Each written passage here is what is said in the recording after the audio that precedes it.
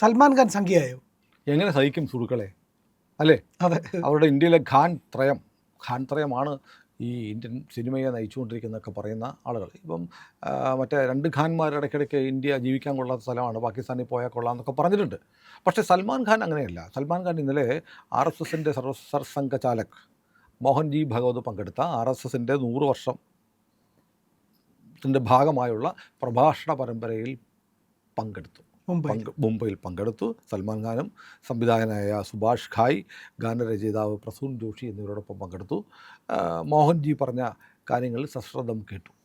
ഇത് വലിയ വാർത്തയാണ്. കേരളത്തിലെ മാധ്യമങ്ങൾ പതിപോലെ അറിഞ്ഞിട്ടില്ല. കാരണം ഒരു മുസ്ലിമായിട്ടുള്ള ഒരു നടൻ, അതും ഇന്ത്യൻ സിനിമയിലെ സൂപ്പർ സ്റ്റാർ, RSSൻ്റെ പരിപാടിയിൽ പങ്കെടുത്തു എന്ന് പറഞ്ഞാൽ ഈ ചാണകം ചവിട്ടുന്ന ആളുകൾ മന്ദബുദ്ധികളാണ്, കൊള്ളാത്തവരാണ് എന്നൊക്കെ പറഞ്ഞ് നടക്കുന്ന ആളുകൾക്ക് അങ്ങ് സഹിക്കില്ല. മാത്രമല്ല ഇവിടുത്തെ സുഹൃദയങ്ങൾ അങ്ങനെ തേങ്ങിപ്പോകുമല്ലോ. അങ്ങനെ സുഹൃദയങ്ങൾക്ക് വിഷമം ഉണ്ടാകുന്ന ഒന്നും നമ്മുടെ നാട്ടിലെ മാധ്യമങ്ങൾ ചെയ്യില്ല. അയ്യോ, അവരുടെ കണ്ണീര് കണ്ട കണ്ണിൻ്റെ കോണിൽ ഒരു തുള്ളി കണ്ണീര് വന്നാൽ ഇവിടുത്തെ മാധ്യമങ്ങളെ നയിക്കുന്ന ആളുകളുടെ ഹൃദയമൊക്കെ പൊട്ടിപ്പോകും. അതുകൊണ്ട് സൽമാൻ ഖാൻ മോഹൻജി ഭഗവതിൻ്റെ പരിപാടിയിൽ പങ്കെടുത്ത വാർത്ത കൊടുക്കേണ്ടത് കേരളത്തിലെ മാധ്യമങ്ങൾ തീരുമാനിച്ചു. നോക്കൂ, RSS മുന്നോട്ട് വെക്കുന്ന ആശയങ്ങൾ അത് എന്താണെന്നറിയാതെ മാറി നിന്ന് RSSനെ വിമർശിക്കുകയാണ്. RSSൻ്റെ ശാഖ കൂടിയാൽ ശാഖയിൽ പഠിപ്പിക്കുന്നത് എങ്ങനെ മുസ്ലിമിനെ വെറുക്കണം, മുസ്ലിമിനെ എങ്ങനെ കൊല്ലണം എന്നൊക്കെയാണ് പഠിപ്പിക്കുന്നതെന്നാണ് വലിയ പ്രചാരണം. ഈ പറയുന്ന ആളുകൾ നിന്ന് ശാഖ കൂടുമ്പോൾ അതിൻ്റെ അടുത്ത് ശാഖ പോകണ്ട, കുറച്ചങ്ങോട്ട് ഒരു 10 അടി മാറി നിന്നിട്ട് എന്താ പറയുന്നത് കേട്ടാൽ അറിയാം. പ്രിയം പോയിട്ടില്ലേ അവിടെ ഒരിക്കലും ശാഖയിൽ ഒരിക്കലും മതത്തെ പറ്റി സംസാരിക്കില്ല, മറ്റ് ഒരു മതത്തെ പറ്റി സംസാരിക്കില്ല. ശാഖയിൽ ഒരിക്കലും രാഷ്ട്രീയ പാർട്ടികളെ പറ്റി സംസാരിക്കില്ല, രാഷ്ട്രീയ കാര്യങ്ങൾ സംസാരിക്കില്ല. അവിടെ സംസാരിക്കുന്നതെന്ന് പറഞ്ഞു കഴിഞ്ഞാൽ വ്യക്തിത്വ വികാസവും രാഷ്ട്രസേവനവും. അതാണ് ഇന്നലെ മോഹൻജി പറഞ്ഞു. RSS അധികാരം പിടിക്കാനോ പ്രശസ്തിക്കോ വേണ്ടിയല്ല പ്രവർത്തിക്കുന്നത്, സമൂഹത്തെ ഒന്നിപ്പിക്കലാണ് RSSൻ്റെ ലക്ഷ്യം. അത് കൈവരിച്ചാൽ പിന്നെ RSSൻ്റെ ലക്ഷ്യമില്ല. എല്ലാ സമൂഹത്തിലെ എല്ലാവരും ഒന്നായി കഴിഞ്ഞാൽ പിന്നെ RSSന് പിന്നെ ലക്ഷ്യങ്ങളില്ല. കാരണം ഇന്ത്യയിലുള്ള മുഴുവനും ജാതിഭേദങ്ങൾ കൂടാതെ, മതഭേദങ്ങൾ കൂടാതെ, ഭാരതീയർ എന്ന നിലയിൽ ഇന്ത്യയിലുള്ള മുഴുവൻ ഹിന്ദുക്കളും എന്ന് പറഞ്ഞാൽ ഇന്ത്യയിൽ ജീവിക്കുന്നവരെല്ലാം ഹിന്ദുക്കളാണ്, ഹിന്ദു എന്ന് പറയുന്ന ഒരു സംസ്കാരത്തിൻ്റെ ഭാഗമാണ് എന്ന് മോഹൻജി പണ്ടേ പറഞ്ഞിട്ടുണ്ട്. അങ്ങനെ ഭാരതം ഒരു മഹാശക്തിയായി മാറണം, മറ്റുള്ളവരെ അടക്കി ഭരിക്കാനല്ല, ലോകത്തെ ധർമ്മത്തിൻ്റെ പാതയിൽ നയിക്കാനാണ് ഭാരതം ആഗ്രഹിക്കുന്നത്. രാഷ്ട്രീയത്തിന് അതീതമായി സമൂഹത്തെ സേവിക്കുന്ന ഒരു സംഘടനയാണ് RSS എന്നാണ് ഇന്നലെ മോഹൻജി ഭാഗവത് പറഞ്ഞത്. സൽമാൻ ഖാൻ കൂടെ പങ്കെടുത്ത പരിപാടിയിൽ പങ്കെടുത്തത്. അപ്പോൾ സൽമാൻ ഖാനെ സംബന്ധിച്ച് RSSൻ്റെ നേതാക്കളുമായിട്ട്, RSSുമായിട്ട് സൽമാൻ ഖാൻ കാലത്ത് നല്ല ബന്ധമുണ്ട്.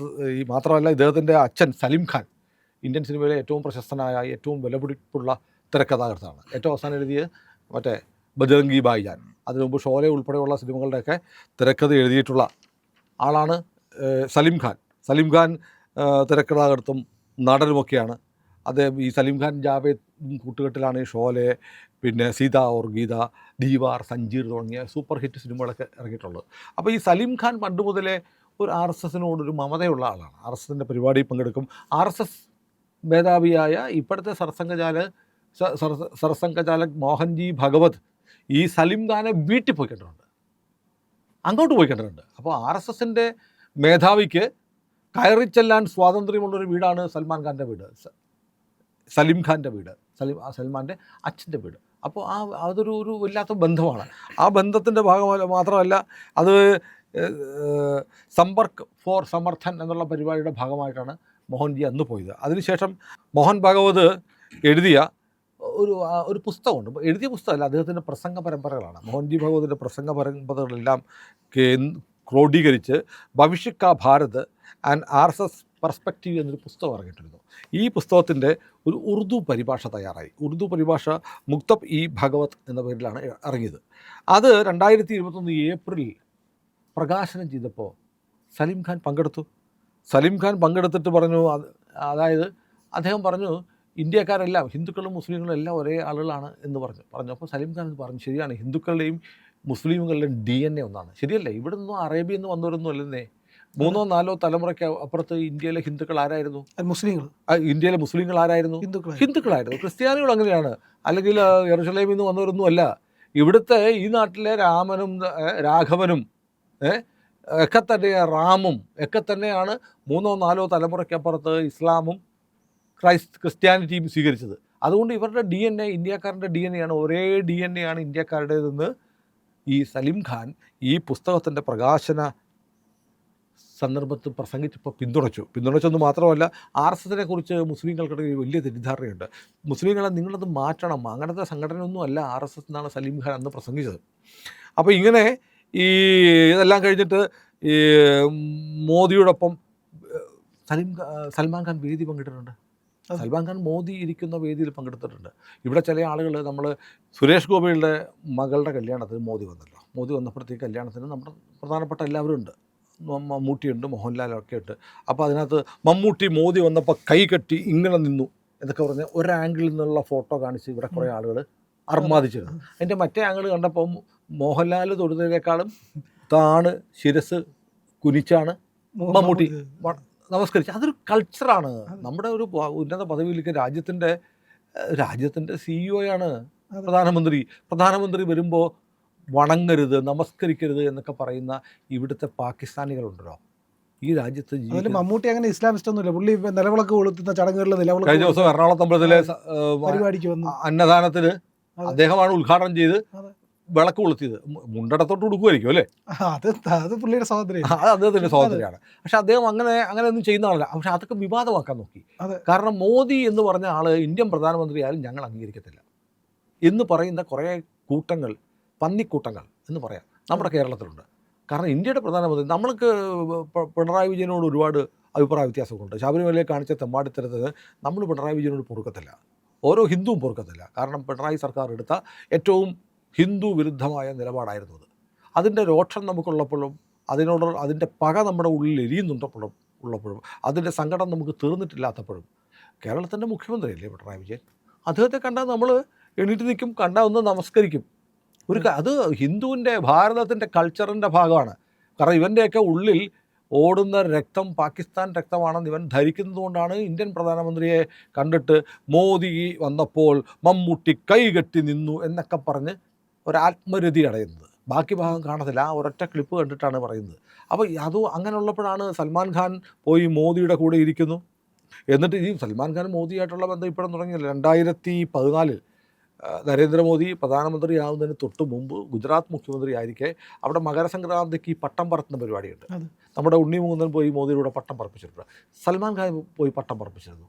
അതിനുശേഷം സൽമാൻ ഖാൻ എഴുതിയ പ്രസംഗം പത്രങ്ങളിൽ വന്നിരുന്നു.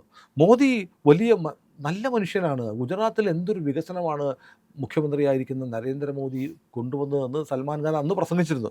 അതിനുശേഷം ഈ പാർലമെൻറ്റ് തെരഞ്ഞെടുപ്പ് കഴിഞ്ഞ് മോദി പ്രധാനമന്ത്രിയാകുമ്പോഴത്തേക്ക് അദ്ദേഹം അതൊരു പ്രധാനപ്പെട്ട ഒരു കാര്യം കൂടെ ഉണ്ട്. ഗുജറാത്തിൽ പട്ടം പറപ്പിച്ചതിന് ശേഷം സൽമാൻ ഖാൻ പറഞ്ഞ ഏറ്റവും പ്രധാനപ്പെട്ട, നിങ്ങളുടെ ഈ സുടുക്കൾ ഞങ്ങളുടെ ആളാണ് സൽമാൻ ഖാൻ എന്ന് പറയുന്നവർ കേൾക്കണം. അദ്ദേഹം പറഞ്ഞു, ഗുജറാത്ത് കലാപമോ, അതിൻ്റെ പേരിലൊന്നും മോദി ആരും കുറ്റപ്പെടുത്തുകയൊന്നും വേണ്ട, മോദി ആരോടും മാപ്പ് പറയുകയും വേണ്ട എന്ന് സൽമാൻ ഖാൻ പറഞ്ഞിട്ടുണ്ട്. അതിനുശേഷം 2019 ലോക്സഭാ തെരഞ്ഞെടുപ്പ് കഴിഞ്ഞപ്പോഴത്തേക്ക് ശക്തമായ ഇന്ത്യ കെട്ടിപ്പടുക്കാൻ പ്രിയപ്പെട്ട പ്രധാനമന്ത്രി മോദിജി, അങ്ങയുടെ കൂടെ ഞങ്ങളുണ്ട് എന്ന് പറഞ്ഞ് സൽമാൻ ഖാൻ പോസ്റ്റ് ഇട്ടിരുന്നു. അപ്പോൾ അങ്ങനെ കുറേ മാറ്റങ്ങളുണ്ട്. പിന്നെ സൽമാൻ ഖാനെ കുറിച്ച് പറയുമ്പോഴത്തേക്ക് സൽമാൻ ഖാനെ തട്ടാനായിട്ട് ലോറൻസ് ബിഷ്ണോയ് നടക്കുന്നുണ്ട്. ബിഷ്ണോയ് ഗ്രൂപ്പിൻ്റെ ആരാധനാമൃഗമായ കൃഷ്ണമൃഗത്തെ വെടിവെച്ച് കൊന്നു എന്ന കേസിൽ പലതവണ സൽമാൻ ഖാൻ്റെ വീട് നേരെ ആക്രമണമൊക്കെ ഉണ്ടാക്കിയിട്ടുണ്ട്. അത് വേറൊരു കഥ. കാരണം സൽമാനെ സംബന്ധിച്ച് പിന്നെ ഉറങ്ങിക്കിടന്ന ആളുകളുടെ മുകളിലേക്ക് വാഹനം ഓടിച്ച് കയറ്റി, അങ്ങനെയുള്ള ചില കേസുകൾ മനഃപൂർവ്വം തന്നെ അടിച്ച് ഫിറ്റായിട്ടാണ്. പക്ഷേ അത് അങ്ങനെയുള്ള ചില മോശപ്പെട്ട വശങ്ങൾ അദ്ദേഹത്തിൻ്റെ ഭാഗത്തു നിന്ന് ഉണ്ടായിട്ടുണ്ടെങ്കിൽ പോലും അദ്ദേഹം ദേശീയതയ്ക്കൊപ്പം നിൽക്കുന്നു. RSSൻ്റെ പരിപാടിയിൽ പങ്കെടുത്തു കഴിഞ്ഞാൽ കേരളത്തിലാണെങ്കിൽ എന്തായിരുന്നു അല്ലേ? RSSൻ്റെ മോഹൻജി ഭാഗവത് പങ്കെടുക്കുന്നൊരു പരിപാടിയിൽ നമ്മുടെ പ്രിയപ്പെട്ട നടൻ മോഹൻലാൽ പങ്കെടുക്കുന്നു. എന്തായിരിക്കും കേരളത്തിൽ? രാമക്ഷേത്രത്തിൻ്റെ പ്രതിഷ്ഠയെക്കുറിച്ച് നമ്മുടെ വാനമ്പാടി ചിത്ര ഒന്ന് പറഞ്ഞപ്പോൾ ചിത്രയെ എന്തെല്ലാം ചീത്ത വിളിച്ചു.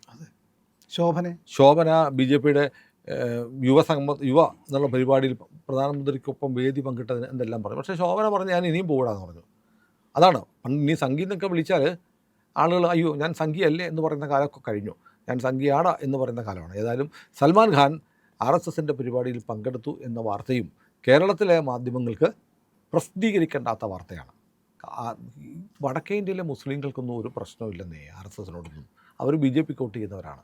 ഇത് കേരളത്തിലെ മുസ്ലിങ്ങൾ മനസ്സിലാക്കി വരുമ്പോഴേക്കും ഒരുപാട് നഷ്ടങ്ങൾ അവർക്ക് സംഭവിച്ചിരിക്കും. ഇപ്പോഴേ അത് തിരിച്ചറിഞ്ഞ് ദേശീയതയ്ക്കൊപ്പം നിൽക്കുന്നതാണ് നല്ലത് എന്ന് അവർ മനസ്സിലാക്കട്ടെ, അല്ലേ? അതെ.